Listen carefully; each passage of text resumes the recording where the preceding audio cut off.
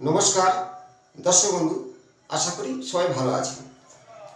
আজ বিষয়ে আলোচনা করব জ্যোতিষ কথার মধ্যে অর্থকষ্ট কাদের হবে না।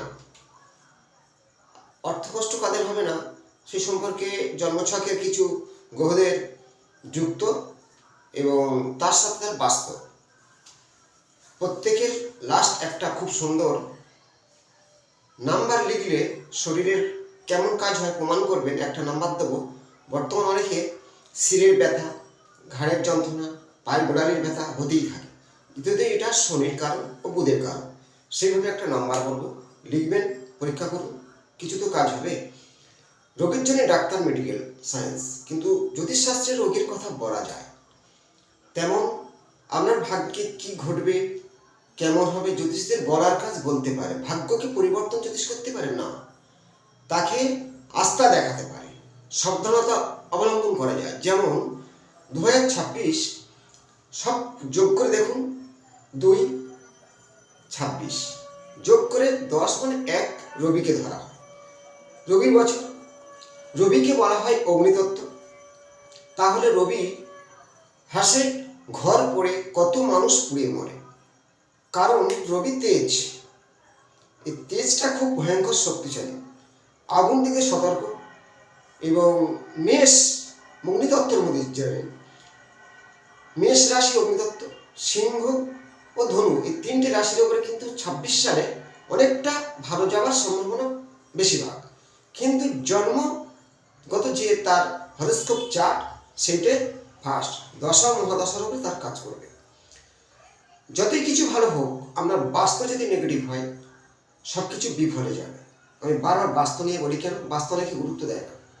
আপনার অর্থ বাস্তু থেকে আসবে, শিক্ষা বাস্তু থেকে হবে, কারণ যেখানে ভবন সেই ভাবনা চিন্তা আপনার মধ্যে ঘটতেই থাকবে।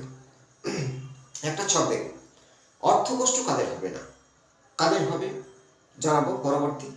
কিন্তু অর্থ যে কষ্টটা হবে না, যদি এসব আগের জন্মের কিছু পুণ্যের ফল জ্যোতিষশাস্ত্রে দেওয়া আছে। এই 12টা ভাবকে বলা হয় 12টা রাশি লগ্ন। তাহলে কালপুরুষের এই 12টা ভাব, 12টা রাশি, 12টা লগ্ন। তাহলে আমি এখানে ধরা যাক একটা লগ্ন যেখানে খুশি হতে পারে। লগ্ন মানে সে ব্যক্তি নিজে, আর লগ্ন থেকে বিচার করে চন্দ্র থেকে করা যায়। চন্দ্র ও লগ্ন দুটো পয়সা দিতে হবে। তাহলে লগ্নে ধরা যাক রাহু আছে, লগ্নে রাহু মানে লগ্নে গলা কাটা, তার পিছনে ঘুরে কত ব্যাটা, অনেক উচ্চ র্যাঙ্কের ব্যক্তিদের আছে। তাহলে লগ্নে রাহু থাকলে সপ্তমে কি আসবে, কেতু চলে আসবে। এই কেতু আছে সপ্তম, কিন্তু বিবাহ জীবনে একটা সমস্যা হবে। আবার সব লগ্নের ক্ষেত্রে সব রাহু কেতু ফল দেয় না। রাহু কিন্তু এখানে দেখুন মিথুন লগ্ন, ওখানে রাহু কিন্তু তুঙ্গস্থ থাকে। মেষ লগ্ন, মেষ রাশি যদি রাহু থাকে, আপনার জীবনে সমস্যা আসতে পারে। তেমন ধনু রাশির ঘরে কেতু কিন্তু ভালো ফল দিয়ে থাকে, কিন্তু বিবাহ জীবনে একটা সমস্যা মানে একটু আসবেই। যাই হোক, লগ্ন থেকে দেখুন, লগ্নের যে অধিপত্য করে যে গ্রহ, সেটা হলো বুধ। সেই বুধ দেখুন এই লগ্ন থেকে একাদশ ঘরে বসে আছে। এই লগ্নপতি একাদশে বুধ, একাদশে এই লগ্ন 1, 2, তৃতীয় পতি চন্দ্র রবি আর বুধ, এই একাদশ ঘর। তাহলে একাদশ ঘরটায় রবি আর বুধ বোধাদিত্য যোগ সৃষ্টি হলো। তাহলে বোধাদিত্য যোগটা কি, শিক্ষাগত যোগ্যতা অবশ্যই হবে। একাদশ থেকে আমাদের আয়ের বিচার করা হয়, কিন্তু রবি বুধ যেখানে থাকুক আমাদের শিক্ষা অবশ্যই হবে। কিন্তু একাদশ থেকে কি আয় করবে, ঘর ডাকার, এটা হলো মেষ রাশির ঘর। এই মেষ রাশির ঘরে রবি তুঙ্গস্থ থাকে। রবি বলবান তুঙ্গস্থ আপনার জীবনে সফলতা লাভ, যশ, সম্মান, খ্যাতি দেবে। দেখবেন এটা রবির একটা ভূমিকা, সে তুঙ্গস্থ অবস্থায় আছে। তাহলে শিক্ষাগত যোগ্যতা। এবারে একাদশ, দশমে দেখুন শুক্র আছে। এই দশম ঘর থেকে কর্ম বিচার করা হয়, কিন্তু এই শুক্র মীন রাশিতে তুঙ্গস্থ। শুক্র, শুক্র কি কাজ, শুক্র দেয় সৌন্দর্য, ভোগ, বিলাসী, সুন্দর নাচ গান, সৌন্দর্যের বাহার, ভৌগিক গ্রহ বলা হয়। শুক্র সৌন্দর্য, দৈত্য শুক্রাচার্য, শুক্রের স্থান কিন্তু পূর্ব দক্ষিণ কর্ণাট, ঠিক 145 থেকে 50 ডিগ্রির মধ্যে। তাহলে এই শুক্র তুঙ্গস্থ অবস্থায় আছে। শুক্র তুঙ্গস্থ ভালো ফল তো অবশ্যই দেবে। তাহলে এই শুক্র হচ্ছে কি পঞ্চমপতি, এই লগ্নের পঞ্চমপতি শুক্র, একাদশ ঘরে। পঞ্চম ঘর থেকে শিক্ষা, প্রেম, পিতা, আর অনেক কিছু বিচার করা হয়। তাহলে শুক্র তুঙ্গস্থ থাকলে ভালো ফল। এবং এই লগ্ন দেখুন অষ্টম ঘরে কিন্তু মঙ্গল আছে, মঙ্গল তুঙ্গস্থ আছে কিন্তু অষ্টমে দাও, আমি এমনি অষ্টম ঘরে দিয়েছি তুঙ্গস্থ ঘরের ফল পাওয়ার জন্য। অষ্টম ঘরটা মারক বলা হয়, কিন্তু অষ্টম ঘর থেকে পৈতৃক সম্পত্তি, গোপনীয় তত্ত্ব, এগুলো আবার অনেক কিছু বিচার করা হয়। শুধু মারক বললে হয় না। যেমন 6, 8, 12 ভাবটাকে দুস্থান ঘর হিসাবে বিচার করি, তেমন ভালো আছে। তেমন এই অষ্টমে মঙ্গল আছে, কিন্তু ওখানে মঙ্গল তুঙ্গস্থ সম্পত্তির কিছু পাওনা, সাহসিকতা, কিন্তু অর্থ বা দুর্ঘটনা টুকটাক হতেই পারে। মঙ্গলের এই যে অষ্টমের মঙ্গলের উপরে যদি রাহু বা শনির দৃষ্টি পড়ে তাহলে। এবার দেখুন লগ্নের দ্বিতীয় ঘরে চন্দ্র, চন্দ্র কিন্তু দ্বিতীয় ঘরে সৌন্দর্য, কথা বলা। চন্দ্র হলো ভাবুক, ভাবচিন্তা, আবেগ, কল্পনাশীল।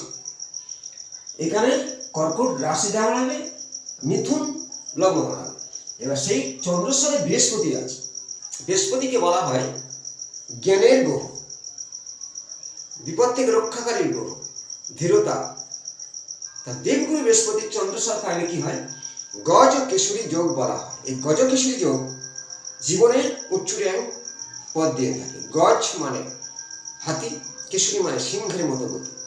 তাহলে এই গজ কেশরী যোগটা খুব সুন্দর, আমার জীবনে একটা সাকসেস দেবে। যদি কারো জন্মছকে আমি লগ্নের দ্বিতীয় দেখালাম, দ্বিতীয় না থাকতে পারে, চন্দ্র বৃহস্পতি আমরা দশমে, একাদশে, পঞ্চমে, নবমে থাকতে পারে, লগ্নে থাকতে পারে, তাহলে গজকেশরী যোগ আমার জীবনে একটা সাকসেস দেবেই। অর্থ কষ্ট হবে না। এই চন্দ্র বৃহস্পতি, অর্থ কষ্ট কাদের হয় না সেই ব্যাপারে আলোচনা করছি। যদি চন্দ্র বৃহস্পতি থাকে একত্রে, শুক্র যদি তুঙ্গস্থ থাকে এবং রবি বুধ ধৈর্য যোগ থাকে, এদের জীবনে অর্থ কষ্ট হয় না। ফর্মুলাটা আমি এরকম বোঝাচ্ছি, আরো কিছু ব্যাপার আছে।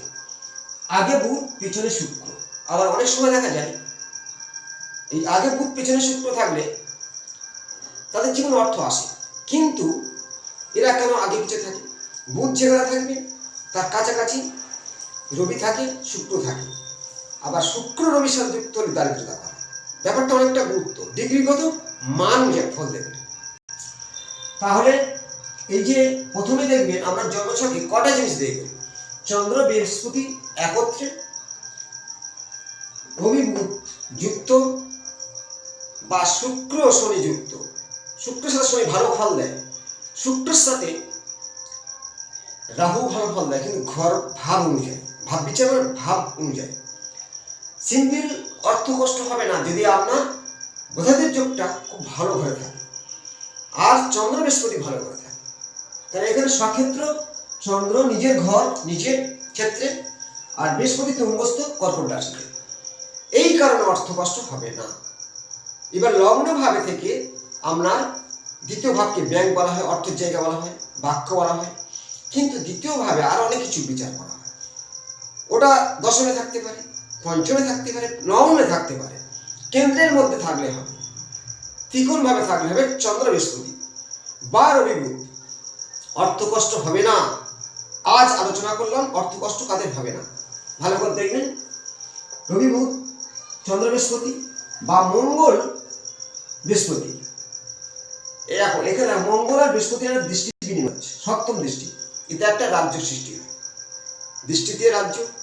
ঘর ফাঁকা বলে কিছু নয়, যে ঘর ফাঁকা তার উপরে কর্মের ঘরে বৃহস্পতির দৃষ্টি, সেখানে মঙ্গল, এরকম হতে পারে।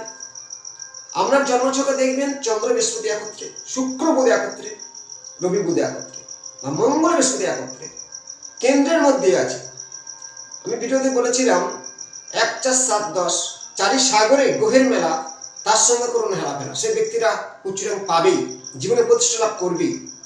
তা আজ আলোচনায় কারা অর্থকষ্ট হবে না বুঝালাম, এবার জেনে নিন অর্থকষ্ট হওয়ার না হওয়ার কারণ। যদি সেই বাস্তের অগ্নিকোণ বুঝবে কীভাবে, কম্পাস ডাউনলোড করুন ফোনে, দেখবেন পূর্ব 90 ডিগ্রি সূর্য ওঠে, ঠিক ডান দিক থেকে ঘুরে 145 থেকে 50 ডিগ্রির মধ্যে অগ্নিকোণ। ওইখানে যদি আপনার মানে জায়গাটা খুব একটু উঁচু বা ঘর আছে, সেখানে রান্নাঘর আছে, কিচেন ঘর, আগুন জ্বলছে, মিটার বক্স আছে, অর্থকষ্ট হবে না। জেনে নিন পূর্ব উত্তর কোণ 45 থেকে 50 ডিগ্রির মধ্যে যদি আপনার কোনো ঘর থেকে, ফাঁকা জায়গা পড়ে আছে, ফুল গাছ আছে, তুলসী মঞ্চ আছে, ঠাকুর মন্দির আছে, আপনার বাস্তব ভালো হলো, ঈশ্বরের আশীর্বাদ থাকবেই, অর্থকষ্ট হবে না। যদি কারোর ঈশান কোণে বাথরুম, ওখানে কোনো গেট, কোনো নেগেটিভ রান্নাঘর, আগুন জ্বলছে, আর অগ্নি করে বাথরুম, জলের ব্যবস্থা বা পাত কোয়া বা ওইখানে কাটিং হয়ে গেছে, অর্থকষ্ট হবেই। আর একটা জায়গা আছে দক্ষিণ পশ্চিম কোণ, নৈঋত কোণ, ওখানে যদি আপনার গেট থাকে, সেই বাড়িতে অর্থকষ্ট হবে, একাধিক বিপদ ঘটবে। এই বাস্তু আমাদের যথেষ্ট ভালো থাকতে হবে। বাস্তুর মধ্যে একরকম বাথরুম করা উচিত নয়, কিন্তু কোন স্থানে করলে কিছুটা রিয়ে হবে। একেবারে বাস্তুশাস্ত্র যে বাস্তুর মধ্যে, গৃহবাড়ির মধ্যে বাথরুম চলে না, দূরে, আগেকার দিনে ছিল রাজাদের, কিন্তু সেটা এখনকার বর্তমান সংক্ষেপ জায়গার জন্য বাস্তুদোষ হচ্ছে। বাস্তুদোষ হওয়ার মূল কারণ বাথরুম, এক কথা। এবার স্থান অনুযায়ী করতে হবে। আবার জলের জায়গায় জল, আগুনের জায়গায় আগুন থাকা ভালো, কিন্তু জল আগুনের শত্রু। যদি সেটা বিপরীত হয়, আমার জীবন বিপরীত ঘটবে। আমার জন্মছকে বুধ শুক্র আছে, চন্দ্র বৃহস্পতি গজকেশরী আছে, মঙ্গল বৃহস্পতি রাজ্য সৃষ্টি হয়ে আছে, তাহলে আপনার ভাগ্যে কেন কষ্ট হচ্ছে বা কেন হচ্ছে? আপনার বাস্তব ড্যামেজ আছে। বাস্তব ড্যামেজ হলে জীবনে ঘটবেই। এই তত্ত্বগুলো আমি বিভিন্ন ক্লায়েন্টের দেখে, বাস্তবে দেখে আপনার সঙ্গে তুলে ধরি। আরেকটা বলি, যদি কারো এই অর্থকষ্ট কাদের হয় না, যদি স্ট্রং রবি রেখা থাকে, স্ট্রং রবি রেখা থাকে, আপনার অর্থকষ্ট হবে না। জেনে নিন এই তত্ত্বগুলো আমার নিজস্ব ইচ্ছাস, যে সব ক্লায়েন্ট দেখে প্রমাণ করে ভিডিওর মাধ্যমে জানাই। আজকাল শিরাশরীরের ব্যথা যন্ত্রণা হচ্ছে, একটা বলছি নাম্বার, আগে অনেক ভিডিও দিয়েছিলাম, অনেকে জানে না। 85 নম্বরটা শনি, 5 নাম্বারটা বুধ। তাই বেশি শিরের যন্ত্রণা হচ্ছে, নাম্বারটা লিখুন, ওষুধও খান, আপনার জীবন অনেকটা বুঝতে পারবেন নাম্বার কতটা কাজ করে। লিখবেন লিড কালি দিয়ে, এখানে ব্যথা লিখে দিন, ঘাড়ে ব্যথা লিখে দিন, কোমরে ব্যথা লিখে দিন 85, শনির নাম্বার 85, বুধ, দুটো লিখুন 85, লিখে পরীক্ষা করে নিন। বিভিন্ন তথ্য দেবো, লাইকটা করবেন, শেয়ার করবেন, ভালো থাকবেন, নমস্কার।